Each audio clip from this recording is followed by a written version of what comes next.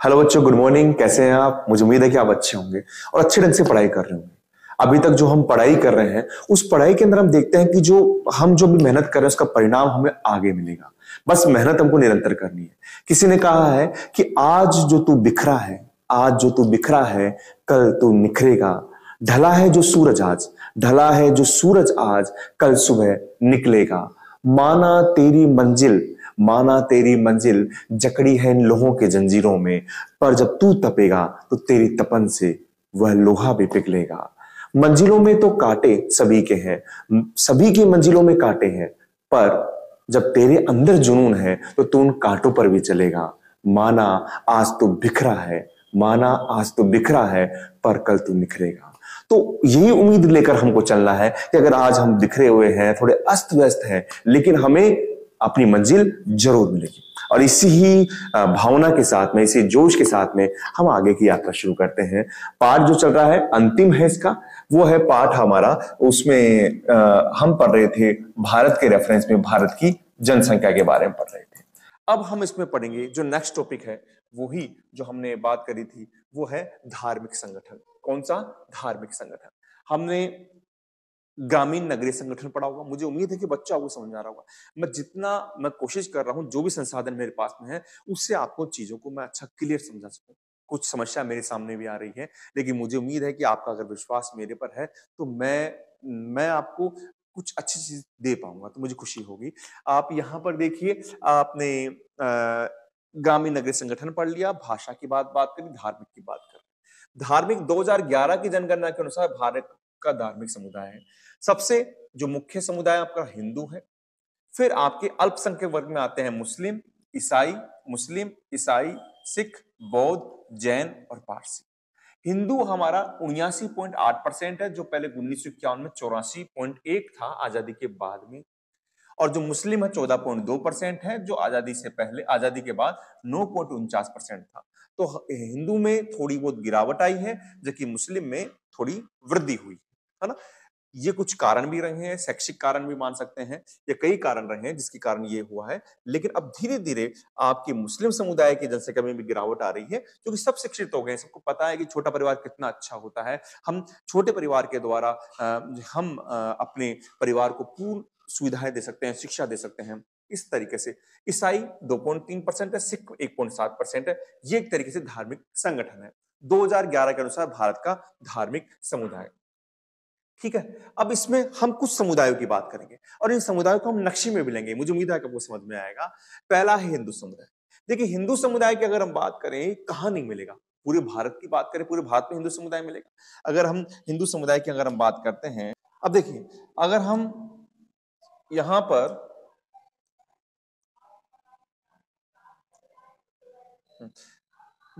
अगर हम हिंदू समुदाय की बात करें तो हिंदू समुदाय कहां पर नहीं मिलेगा, आप बताइए? केवल इन भागों को छोड़कर सब जगह मिलेगा। यानी बात करी गई है कि भारत पाकिस्तान के सीमावर्ती जो जिले हैं, भारत पाकिस्तान के जो सीमावर्ती जिले हैं, जैसे यहाँ पर आप इस बेल्ट पर आपको थोड़ा नहीं मिलेगा, जम्मू कश्मीर में नहीं मिलेगा आपको। आप यहाँ पर बात कर सकते हैं कि उत्तरी पूर्वी राज्यों में थोड़ा हिंदू समुदाय कम मिलेगा, और लक्षद्वीप के अंदर जो पूर्णतः वहां पर मुस्लिम समुदाय है। इसके अलावा सभी जगह पर भारत में आपको हिंदू समुदाय की बहुलता मिलेगी। ये आप देख सकते हैं क्या लिखा हुआ है कि भारत बांग्लादेश सीमा को छोड़कर, भारत पाकिस्तान सीमा से जुड़े हुए जिले, जम्मू कश्मीर, उत्तरी पूर्वी राज्य और लक्षद्वीप को छोड़कर सभी शेष क्षेत्रों के अंदर आपको हिंदू समुदाय की बहुलता मिलेगी। आप देखिए, आप भारत बांग्लादेश सीमा को, जैसे वेस्ट बंगाल का जो सीमा है, यहां पर आप छोड़ दीजिए, इन राज्यों में ले लीजिए। कारण, क्योंकि वहां पर क्योंकि ये देश क्या है? ये देश मुस्लिम समुदाय है, मुस्लिम जनसंख्या है। इस कारण यहाँ पर देखिए, मैंने बताया जनसंख्या वितरण को समान संस्कृति, समान भाषा, समान धर्म के लोग प्रभावित करते हैं, आकर्षित करते हैं। तो इसलिए यहाँ पर मुस्लिम समुदाय के लोग आपको मिलेंगे। यहाँ पर भी मुस्लिम समुदाय के लोग आपको मिलेंगे, जम्मू कश्मीर में मिलेंगे, लक्षद्वीप के अंदर मिलेंगे। बाकी सब जगह आपको हिंदू समुदाय बहुलता से मिलेगा, बहुत ज्यादा जनसंख्या के रूप में मिल जाएगा। अच्छा, मुस्लिम समुदाय जहां पर नहीं मिलेंगे वहीं मिलेंगे। जम्मू कश्मीर की बात करें, पश्चिम बंगाल जो बांग्लादेश से टच है, जम्मू कश्मीर जो पाकिस्तान से टच है, केरल और यूपी के कई जिले हैं, और लक्षद्वीप में भी आपको मुस्लिम समुदाय ज्यादा आपको बहुलता से मिल जाएंगे। ठीक है। तो यहाँ पर क्या बताया भाई, आप बोल रहे हैं जम्मू कश्मीर यहाँ पर है तो यहाँ पर आपको मुस्लिम मिलेंगे, आपको यहाँ बांग्लादेश से टच में वेस्ट बंगाल है तो यहाँ मुस्लिम मिलेंगे, आपको यूपी के अंदर कुछ जिले हैं, कुछ गांव हैं, केरला में कुछ जिले हैं, कुछ गांव हैं, यहाँ पर आपको मुस्लिम समुदाय आपको ज्यादा मिलेंगे, ठीक है। अच्छा, अगला देखिए आप, अगला अगर हम बात करें ईसाई समुदाय, पश्चिमी तट के पास गोवा एवं केरल राज्य और मेघालय, मिजोरम, नागालैंड, मणिपुर के ग्रामीण जनजातीय क्षेत्रों में। आजकल प्रश्न बेटा ऐसा नहीं आता है, आजकल प्रश्न ये आता है, मैं अगर प्रश्न बनाऊं तो प्रश्न ये आता है कि पश्चिमी तट के पास जो जो क्षेत्र है वहां पर ईसाई जनसंख्या होने का कारण बताइए। अब आप सोचेंगे वहां पर कारण क्या है, मुझे बताइए, आप खुद सोचिए। अगर हम बात करें कि आपके अगर यहां पर ये बात कर रहा है कि इस जगह पर यानी आपके केरल के पास में, गोवा के पास में, यहां पर जनसंख्या आपको ईसाई समुदाय क्यों मिल रही है? क्यों मिल रही है? क्योंकि जब यूरोपीय आक्रमण, यूरोपीय आयात है, यूरोपीय प्रवास हुआ था, आप यूं कह सकते हैं व्यापार के लिए हुआ था पहले तो उन्होंने जो अपनी व्यापारिक कोठियां बनाई थी वो सूरत के अंदर बनाई, आपकी कोच्चि केरला के अंदर बनाई, तो उन्होंने यहाँ पर रहना शुरू किया। तो अभी भी यहाँ पर ईसाई समुदाय, यहाँ से प्रभावित जो लोग हैं वो यहाँ पर रह रहे हैं, इन्हें ईसाई जनसंख्या आपको यहाँ मिल रही है। दूसरी मैंने आपकी बात करी जैसे मेघालय है, नागालैंड है, मणिपुर है, मिजोरम है, या फिर यूपी में बात कर सकते हैं, कई जगह बात कर सकते हैं, वहां के ग्रामीण इलाकों में आपको ईसाई समुदाय मिलेंगे, वो कारण अलग है। वहां का कारण यह है कि वहां के जनजातीय क्षेत्र हैं, उनको वहां के जनजातीय क्षेत्र हैं, उनको शिक्षा के आधार पर या कोई आर्थिक सहायता के आधार पर वहां पर उनको ईसाई मतलब उन्होंने अपना धर्म को परिवर्तित करके ईसाई समुदाय के अंदर परिवर्तित हो गए हैं। तो जनजातीय जो समूह है वहां पर आपको ईसाई समुदाय की आपको ज्यादा बहुतायत मिलेगी। तो यहाँ पर क्या है, पश्चिम तट का गोवा और केरल राज्य, इसका कारण क्या है? यूरोपीय जो आए थे, व्यापार के लिए आए थे, यूरोपीय आक्रमणकारी या यूरोपीय देशों के कारण। मेघालय, मिजोरम, नागालैंड, मणिपुर, ये पूरी आपकी उत्तरी पूर्वी राज्य बेल्ट है, ग्रामीण जनसंख्या जनजातीय क्षेत्रों में, यहां तक कि राजस्थान के ग्रामीण जनजातीय क्षेत्रों में भी आपको ईसाई समुदाय मिल जाएंगे, नगरों में कम मिलेंगे। सिख समुदाय, ये उसमें कोई समस्या नहीं है। सिख समुदाय आपको पता ही है ये कहां मिलेगा, सिख जो बेल्ट है, सिख बेल्ट कहां पर है आपके, सिख बेल्ट आप देखेंगे कि वो यहां पर आ गई, आपके पंजाब आ गया, आपका हरियाणा आ गया और दिल्ली आ गया, यहां पर मिल जाएंगे आपको, इसमें कोई बात ही नहीं है। अच्छा, जाते जाते हम जैन की बात कर लेते हैं। जैन मिलेगा आपको राजस्थान के नगरीय क्षेत्रों में। आज भी अगर हम बात करें जयपुर शहर के अंदर कहीं बात करें तो यहाँ पर जैन समुदाय वाले लोग बड़े व्यापारी वर्ग में आते हैं। तो नगरीय क्षेत्रों में आपके गुजरात में, आपके महाराष्ट्र में, और यहाँ पर भी आपके अगर राजस्थान की बात करें तो माउंट आबू है, सिरोही है, इन क्षेत्रों में आपको जैन समुदाय मिल जाएंगे आपको। तो जैन समुदाय कहां मिलेंगे? राजस्थान के नगरीय क्षेत्रों में, गुजरात और महाराष्ट्र में। बौद्ध समुदाय कहां मिलेगा? बौद्ध समुदाय क्योंकि अब ये चीन की तरफ यहाँ पर ज्यादा यहाँ पर इस धर्म का प्रभाव है, तो चीन की तरफ चले गया है। उत्तर की तरफ पहले भारत के अंदर बौद्ध धर्म का प्रभाव था, तो ये लद्दाख जहां पर बौद्ध धर्म का प्रभाव है यहाँ मिल जाएंगे आपको। और सिक्किम है, यहाँ पर आपको बौद्ध धर्म का प्रभाव मिल जाएगा। और साथ में आपको मिल जाएगा अरुणाचल प्रदेश में भी आपको बौद्ध धर्म का प्रभाव मिल जाएगा, लद्दाख, सिक्किम और अरुणाचल प्रदेश। तो नक्शे से आप याद करेंगे तो आपको ज्यादा अच्छी तरीके से आपको ये चीज समझ में आएगी। आपने इसका संगठन पढ़ा था, संगठन में हमने इसकी भाषा पढ़ी, हमने धर्म पढ़ा, धर्म में हमने सभी हिंदू धर्म, मुस्लिम धर्म सभी के बारे में देखा था। एक प्रश्न जो आता है, आजकल एग्जाम में सीधे प्रश्न नहीं आते, एक प्रश्न जो बनता है वो ये कह सकता है कि भूदर्शे पर, कि आप भूदर्शे पर धर्म का प्रभाव या अभिव्यक्ति आप किस प्रकार देख सकते हैं, आप किस प्रकार देख सकते हैं, यह आता है प्रश्न। तो क्या करेंगे, मेरी बात सुनिए, आपके पास ये प्रश्न आता है और आपके दिमाग में आता है कि हम जहां भी आप पढ़ रहे हैं कि हमारे सर ने इसको कराया नहीं। ऐसा नहीं है बेटा। आप इसमें देखें कि अगर हम इसमें देखें भूदर्शे पर, अब आपने फिजिकल ज्योग्राफी पढ़ी है 11वीं में, भूदर्शे का मतलब होता है कि आपके पास में जो पर्वत है, पठार है, मैदान है, वहां पर जो भी प्रभाव परिवर्तन हुआ है, जैसे आप देखेंगे हमारे चारों मकान बन गए हैं, सड़कें बन गई हैं, विद्यालय हैं, हॉस्पिटल है, तो ये प्रभाव है। लेकिन प्रभाव किसका? धर्म का प्रभाव आप किस प्रकार देख सकते हैं। तो आपको ये देखना है कि मनुष्य ने यहां पर रहते हुए, पृथ्वी पर रहते हुए धर्म का प्रभाव किस प्रकार दिखाया है। अब आपके दिमाग में आएगा कि हम धर्म का प्रभाव कैसे देख सकते हैं। सोचिए आप, आप जब सोचेंगे, थोड़ा मनन करेंगे, तो आपके दिमाग में आएगा कि धर्म का प्रभाव हम दे सकते हैं यहाँ की धार्मिक संरचना के रूप में।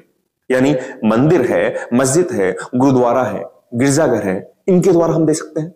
या फिर हम दे सकते हैं कि जो धार्मिक संरचना से जुड़ी हुई चीजें हैं, जैसे मान लीजिए शमशान घाट हो गया, या फिर मान लीजिए आप कब्रिस्तान कह सकते हैं, या कोई मंदिर के जो एक वाटिका होती है, बगीचा होता है, हम उस प्रकार से हम उसको दे सकते हैं। या कोई धार्मिक वृक्ष है, जैसे मान लीजिए पीपल का वृक्ष हुआ या फिर तुलसा जी का वृक्ष हुआ, इनके द्वारा हम दे सकते हैं। इसका उत्तर क्या बनेगा? इसका प्रश्न बड़ा साधारण बनेगा, उत्तर बड़ा सामान्य बनेगा। वो ये होगा, इसमें आप ले सकते हैं कि मनुष्य पृथ्वी पर रहते हुए अपने धर्म का जो प्रभाव है वो धार्मिक संरचना के द्वारा दिखाता है, जिसमें हम मंदिर की बात कर सकते हैं, जिसमें हम मस्जिद की बात कर सकते हैं, जिसमें हम गुरुद्वारा की बात कर सकते हैं, और जिसमें हम गिरजाघर की बात कर सकते हैं। इसके द्वारा दिखवाता है। साथ ही मनुष्य ने अपनी धार्मिक संरचना, अपने धर्म के प्रभाव को दिखाने के लिए यहाँ पर कब्रिस्तान है, शमशान घाट है, या फिर कोई मंदिर की वाटिकाएं आप कह सकते हैं, या फिर धार्मिक पेड़ों के द्वारा, वृक्षों के द्वारा अपने धार्मिक प्रभाव को दिखाया है ना। तो इस प्रकार से प्रश्न का उत्तर है। कोई छोटा प्रश्न आता है तो इस तरीके से, पहली बात है कि ऐसे प्रश्न आ जाए तो आपको ये नहीं सोचना है कि सर ने नहीं कराया। आप यहां पर इन शब्दों को पकड़ेंगे और आप इसका उत्तर आराम से निकाल सकते हैं। अब देखिए, अगला हम जो पढ़ेंगे ये है, वो है धार्मिक श्रमजीवी, माफ कीजिएगा, श्रमजीवी जनसंख्या का संगठन। अब श्रमजीवी जनसंख्या क्या होती है? हम इसको आर्थिक स्तर पर 3 भागों में बांटा गया। कितने भागों में बांटा गया? 3 भागों में बांटा गया। श्रमजीवी जनसंख्या, देखिए, हर व्यक्ति, ये श्रम यानी रोजगार का मतलब होता है कि हर व्यक्ति को रोजगार मिले जो रोजगार करना चाहता हो। जैसे हमने बताया था, क्रियाशील जनसंख्या होती है 15 से 59। तो आप बोलेंगे कि सिर्फ 15 साल का कोई बच्चा है जो 10वीं में पढ़ रहा है, 12वीं में पढ़ रहा है, तो क्या वो बेरोजगार है? नहीं। अगर वो रोजगार करना चाहता है और उसको उसकी क्षमता के अनुसार, योग्यता के अनुसार रोजगार नहीं मिले तो बेरोजगार है, नहीं तो पढ़ रहा है, अभी स्टूडेंट लाइफ है उसकी, ठीक है ना। तो श्रमिकों को बांटा गया है। पहला जो है वो है मुख्य श्रमिक, दूसरा है सीमांत श्रमिक, और तीसरा अश्रमिक। देखिए, मुख्य श्रमिक क्या होता है कि जिसे क्या हो कि कम से कम 183 दिन या 6 महीने का रोजगार मिल जाए, उसे मुख्य श्रमिक कहते हैं। मतलब ऐसा व्यक्ति, ऐसा श्रमिक जो कम से कम 183 दिन काम करे या 6 महीने का रोजगार करे, उसे हम कहेंगे मुख्य श्रमिक।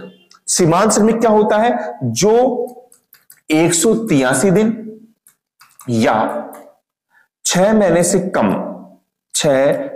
से कम रोजगार करे, कम काम करे, उसे हम कहेंगे सीमांत श्रमिक। क्या कहेंगे? सीमांत श्रमिक। 183 दिन या 6 महीने, 36, 18, 180 दिन होते हैं, तो 183 दिन का रखा है। और अश्रमिक होता है जो वर्ष में एक भी दिन काम ना करे, एक भी दिन रोजगार ना करे, उसे हम कहेंगे अश्रमिक। तो यानी श्रमजीवी जनसंख्या जो है वो आर्थिक स्तर पर 3 भागों में बांटी गई है, मुख्य श्रमिक, सीमांत श्रमिक और अश्रमिक। ठीक है। अच्छा, अब आपके दिमाग में आएगी, सर जनसंख्या के अंदर ये कितना आंकड़ा है? तो बेटा, ये जो आंकड़ा है वो आप 2011 की जनगणना लेंगे तो वहां पर जो सीमांत जो अपने श्रमिक है वो 39.8% है। आप कितना है? 39.8%। हाँ, यहां देख सकते हैं आप कि भारत में श्रमिकों का जो अनुपात है, जिसमें मुख्य श्रमिक को भी शामिल किया है और सीमांत को भी शामिल किया है। मुख्य श्रमिक जो 183 दिन, 6 महीने तक काम करता है या उससे काम करता है, वो है 39.8%, है ना। अब हम श्रम की सहभागिता दर, अब हम देखिए इसमें एक प्रश्न लेंगे। अब यहां से आप समझिए, आप इसको यहां से समझ सकते हैं कि एक नया जो इस पर टॉपिक है वो काफी बार प्रश्न आता है, श्रम की सहभागिता दर क्या होती है? सहभागिता दर क्या होती है? देखिए, नाम से पता पड़ रहा होगा आपको, सहभागिता यानी आप किसी में सहभागी, यानी किसी के अंदर आप अपना दायित्व निभा सके, अपना एक योगदान दे सके, उस श्रम की सहभागिता दर होगी। और ये आप समझ सकते हैं कि जो भी देश या जो भी क्षेत्र जिनका आर्थिक विकास कमजोर होगा, यानी वो विकासशील होंगे, अल्प विकसित होंगे, वहां पर मुझे बताइए मशीनीकृत काम ज्यादा होगा या लोग ज्यादा काम करेंगे, श्रमिक ज्यादा काम करेंगे, श्रम ज्यादा काम करेंगे। क्योंकि वहां पर विकसित देशों में तो मशीनें होगी, तो वहां पर लोग हाथों से काम नहीं करेंगे, मशीनीकृत काम नहीं करेंगे, मशीनें काम करेगी वहां पे।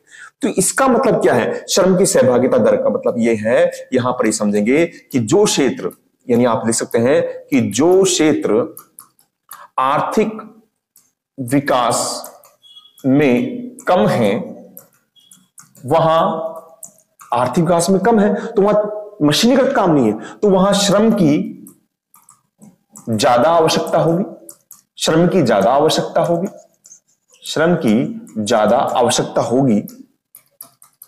अतः वहां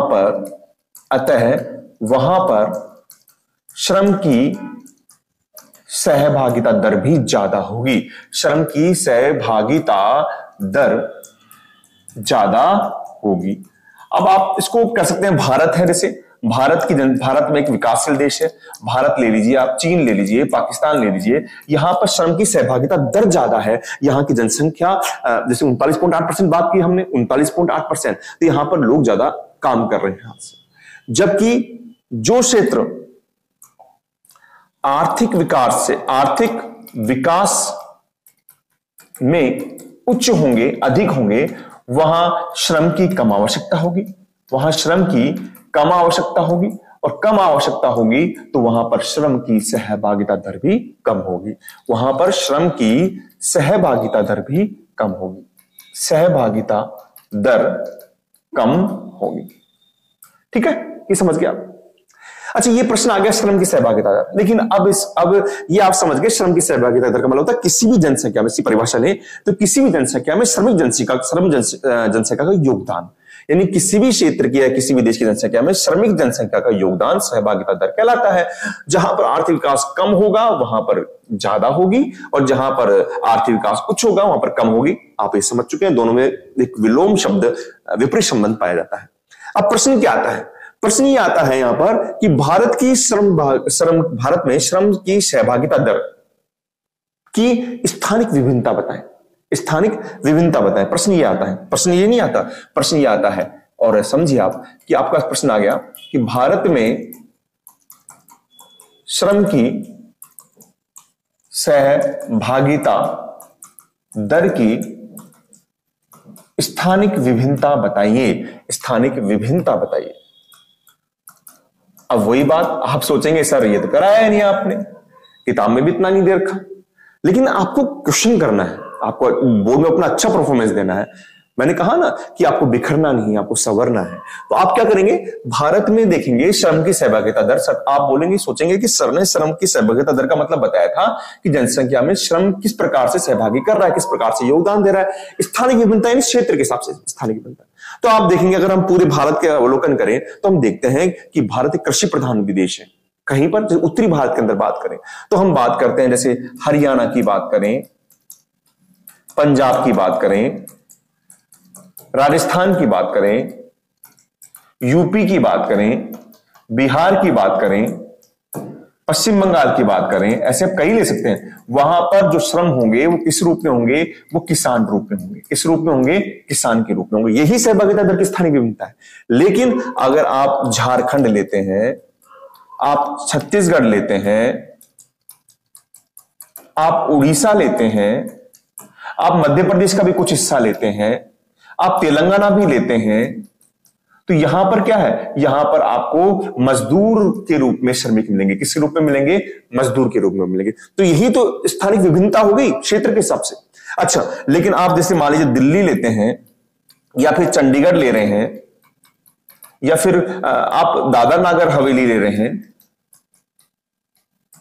है ना, ऐसे क्षेत्र ले रहे हैं, तो वहां पर अन्य सेवाओं के अंदर, अन्य सेवाओं का मतलब क्या होता है कि वो या किसी कंपनी के अंदर काम कर रहे हो, क्योंकि ये सब क्या है, नगरीकृत क्षेत्र है ना। यहां पर वो तृतीयक सेवाओं में, चतुर्थक सेवाओं में, या फिर द्वितीयक सेवाओं में का संलग्न होंगे। ये सब क्या होंगे? द्वितीयक सेवाओं में संलग्न होंगे। तो यही हो गया भारत में श्रम की सहभागिता दर। इसका उत्तर कैसे शुरू करेंगे? आप उत्तर शुरू करेंगे कि हम देखते हैं कि भारत विभिन्न विभिन्नताओं का देश है, और यहां पर जो जनसंख्या होती है वो क्षेत्र विशेष के हिसाब से, अपने श्रम में योग्यता, अपने श्रम में अपनी सहभागिता प्रदान करती है। जिस प्रकार हम दे सकते हैं कि हरियाणा, पंजाब, राजस्थान, यूपी, बिहार, पंजाब, पश्चिम बंगाल में किसान श्रमिक ज्यादा है, जबकि जो क्षेत्र खनिज के रूप से सुदृढ़ है, मजबूत है, वहां पर हम झारखंड इसका उदाहरण ले सकते हैं, वहां पर मजदूर वर्ग ज्यादा है क्योंकि फैक्ट्री में काम करने के लिए मजदूर की आवश्यकता होती है। और जो नगरीकृत क्षेत्र है वहां पर द्वितीयक, तृतीयक और चतुर्थक कार्यों में संलग्न श्रमिकों की संख्या मिलेगी। ठीक है, तो ये आपको एक क्वेश्चन के हिसाब से समझा है, मुझे उम्मीद है आपको समझ में आया होगा। अब देखिए कुछ आंकड़े भी हैं, वो देखिए आप कि अगर हम बात करें भारत की 2011 की जनगणना में भारत की श्रमजीवी जनसंख्या को 4 भागों में बांटा गया। कितने भागों में बांटा गया है? 4 भागों में बांटा गया है। 4 भाग कौन से हैं? पहला है कृषक, यानी जो लोग किसान हैं वो कृषक हो गए। कृषि मजदूर का मतलब होता है जो खेतों के अंदर, आप जानते हो, जो निराई का काम करते हैं और जो 2-3 घंटे के लिए आते हैं, जिनको बुलाते हैं कि भाई आप थोड़ा सा काम कर लीजिए। किसान में जो महिलाएं काम करती है खेतों में, जमीन उनकी नहीं होती है लेकिन वो 2-3 घंटे के लिए आते हैं, उनको दिन के हिसाब से मजदूरी दे दी जाती है, कृषि मजदूर। तीसरा आपका है घरेलू औद्योगिक श्रमिक। ये बांटा गया है 4 भागों में बांटा गया है किसको? श्रमजीवी जनसंख्या को 2011 की जनगणना में। कृषक, कृषि मजदूर, घरेलू औद्योगिक श्रमिक, और बाकी जो बच गए वो अन्य श्रमिकों के अंदर आ जाएंगे। किसमें आ जाएंगे? अन्य श्रमिकों में। ये 4 कैटेगरी है, कृषक, कृषि मजदूर, घरेलू औद्योगिक श्रमिक और अन्य श्रमिक। और 2011 की जनगणना के अनुसार प्राथमिक, द्वितीयक और तृतीयक सेक्टर में आपको समझा चुका हूं। प्राथमिक सेक्टर वो होते हैं जिसके अंदर हम यूं कह सकते हैं कि जो कृषि से पदार्थ जो कच्चा माल होता है उसको सीधा उपभोग में करें। द्वितीय सेक्टर वो होते हैं जहां पर हम प्रकृति से प्राप्त जो वस्तुएं होती हैं उनका रूप परिवर्तन कर उनका मूल्य बढ़ा देते हैं। और तृतीयक में सेवाएं आती है। तो यहां पर सबसे ज्यादा अभी भी वर्तमान में प्राथमिक सेक्टर में 54.6% जनसंख्या हमारी संलग्न है, द्वितीयक में 3.8% है और तृतीयक में 41.6% है। लेकिन हम देखिए द्वितीयक और तृतीयक की तरफ बढ़ रहे हैं, धीरे धीरे अंतर जो 75% था वो धीरे धीरे कम आ रहा है, यानी हम विकास से विकसित की तरफ बढ़ रहे हैं। ये क्वेश्चन में आ जाए, मान लीजिए आप कैसे कह सकते हैं कि हमारा भारत देश विकासशील से विकसित की तरफ बढ़ रहा है? तो अब ये एक आंकड़ा दे सकते हैं कि यहां पर प्राथमिक सेक्टर जो आजादी के समय 75-80% था वो धीरे धीरे कम हो रहा है और तृतीयक सेक्टर के अंदर, चतुर्थक सेक्टर में हमारी जनसंख्या का जो योगदान है वो बढ़ रहा है। मुझे उम्मीद है कि आपको समझ में आया होगा जो हम लेकर चल रहे हैं। अंत में आखिरी जो चरण है उसमें देखिए, इसमें एक जो संयुक्त राष्ट्र संघ की संस्था है यूएनडीपी, संयुक्त राष्ट्र विकास कार्यक्रम, यूनियन नेशन डेवलपमेंट प्रोग्राम, इसको बोलते हैं अपन हिंदी में बोलते हैं संयुक्त राष्ट्र विकास कार्यक्रम। आपको याद आ रहा होगा ये वही एक संस्था है जो मानव विकास की रिपोर्ट जारी कर रही है 1990 से। मैंने बताया था यूएनडीपी ये क्या कहती है कि मानव विकास जो होता है या विकास जो है उसकी परिभाषा, उसमें उसने कहा है कि विकास तभी हम कह सकते हैं जब हम उसमें किसी भी जेंडर का भेदभाव ना करें, यानी जेंडर भेदभाव ना करते हुए विकास किया जाए तो उसे हम क्या कहेंगे? आप नोट्स में पढ़ लेना, नोट्स में मिल जाएगा आपको ये, उसे हम विकास कहेंगे। अगर आप जेंडर के भावना, यानी आप लड़का है लड़की है इसके हिसाब से भेदभाव करते हैं फिर विकास करते हैं तो उसको विकास नहीं कहेंगे और न ही उसे हम सभ्य समाज कहेंगे। वो ये कहते हैं, यूएनडीपी कहती है कि लिंग के आधार पर आप शिक्षा, स्वास्थ्य, रोजगार, इसमें आप भेदभाव नहीं कर सकते और अगर आप भेदभाव करते हैं तो ये विकास नहीं है और ऐसा समाज भी सभ्य नहीं है। उन्होंने सभ्य समाज की परिभाषा दी है, आप इसमें देखिए उन्होंने सभ्य समाज के लिए क्या कहा है कि सभ्य समाज वो होता है जहां पर सभी व्यक्तियों को आप शिक्षा मिले, रोजगार मिले बिना किसी भेदभाव के, स्वास्थ्य मिले बिना किसी भेदभाव के आपको ये मिले, वो होगा। दूसरा होगा कि राजनीतिक अवसर भी मिले, समान अवसर मिले,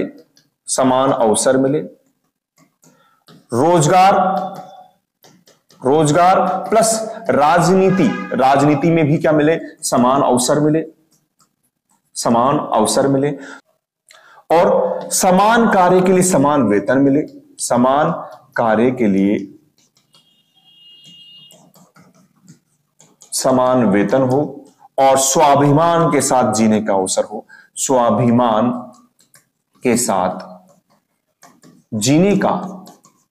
अवसर हो, तो वो समाज क्या कहलाएगा? सभ्य समाज कहलाएगा। वो समाज क्या कहलाएगा? आपका सभ्य समाज कहलाएगा। यानी वह समाज जिसमें शिक्षा, रोजगार, स्वाभिमान, स्वास्थ्य बिना किसी भेदभाव के मिले, लिंग भेदभाव, कैसा भी भेदभाव मान लीजिए, जातिगत भेदभाव मान लीजिए, समान अवसर मिले, रोजगार व राजनीति के अंदर भी समान अवसर मिले, समान कार्य के लिए समान वेतन की व्यवस्था हो और स्वाभिमान के साथ जीने का अवसर हो, ऐसा समाज सभ्य समाज कहलाएगा। क्या कहलाएगा? सभ्य समाज कहलाएगा। और आगे ये कहते हैं वो कि भारत में इसी को देखते हुए भारत में जो लैंगिक भेदभाव है, इसको मिटाने के लिए, भेदभाव को मिटाने के लिए बालिकाओं के विकास, उनके संरक्षण के लिए 22 जनवरी 2015 को एक अभियान शुरू किया गया है। एक योजना नहीं कहेंगे हम इसे, अभियान कहेंगे। अभियान शुरू किया गया है और वो है बेटी पढ़ाओ बेटी बचाओ अभियान। बेटी पढ़ाओ बेटी बचाओ अभियान की शुरुआत की गई है और वो उसका संबंध वहीं से है जो हमने बात की है ना। और भारत में लैंगिक भेदभाव और मिटाने के लिए, बालिकाओं के विकास के लिए, उनके संरक्षण के लिए, उनके प्रति जो भेदभाव है उसको मिटाने के लिए जनवरी 2015 में एक अभियान शुरू किया गया है, बेटी पढ़ाओ बेटी बचाओ। मुझे उम्मीद है कि आपको ये पाठ समझ में आया होगा। काफी थोड़ा लंबा पाठ हुआ, लेकिन मैंने इस पाठ को सरल शब्दों में समझाने की कोशिश की है। इस पाठ के आपको टेस्ट भी आपको मिल जाएगा लिंक में, ज्योग्राफी पाठशाला ऐप पर आप इसका टेस्ट देख सकते हैं और पीडीएफ भी आपको मिल जाएगी। मुझे उम्मीद है कि आपका और मेरा साथ यूं ही बना रहेगा, आपका विश्वास मुझ पर यूं ही बना रहेगा, तो मैं यूं ही आपके लिए कुछ करता रहूंगा। थैंक यू बेटा।